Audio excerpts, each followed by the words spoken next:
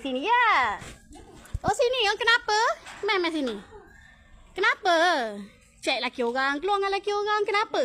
Oh, la ilaha illallah. Sini keluar. Kerja. Tak payah kerja. Oh, kalau keluar dengan laki orang. Lekas keluar. Bila masa aku ada bukti cek nak jumpa laki aku 9.30 ya. Amah keluar. Daripada dulu ni, daripada saya ngandung anak saya nombor 2, berkawan dengan laki saya. Daripada mak dia hidup, dulu mak dia janji. Selagi makcik hidup, anak makcik takkan kawan dengan laki kamu. Maknya mati buat perangai balik. Ni berjanji nak keluar dengan laki saya ni. Mana dia? Lekas. Aku nak settle kan. Nak sangat laki aku bagi. Lekas ambil laki aku bawa balik rumah kamu. Asyik nak jumpa je kan. Pergi makan steamboat. Pergi makan ayam gepuk. Oh, sedap. Bebi sayang. Yang aku tak puas hati. Kau panggil laki aku ayah. Ni anak dia. Kau mana anak dia? Ni dalam perut anak dia. Mana ada?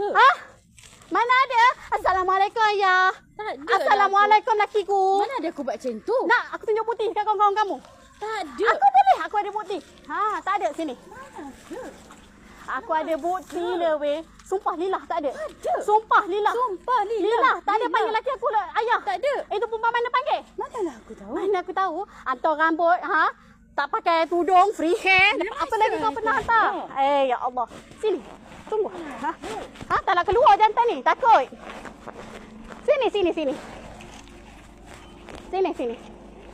Sini.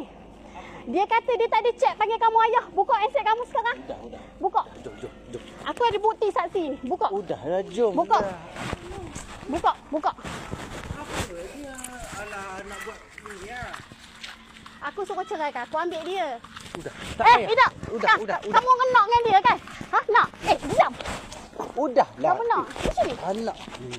Nampak ni? Dia tergila-gilakan aku. Mencari-cari aku. Tapi kamu, lepas. Aku cakap. Aku suruh selesaikan. Ya, aku selesaikan.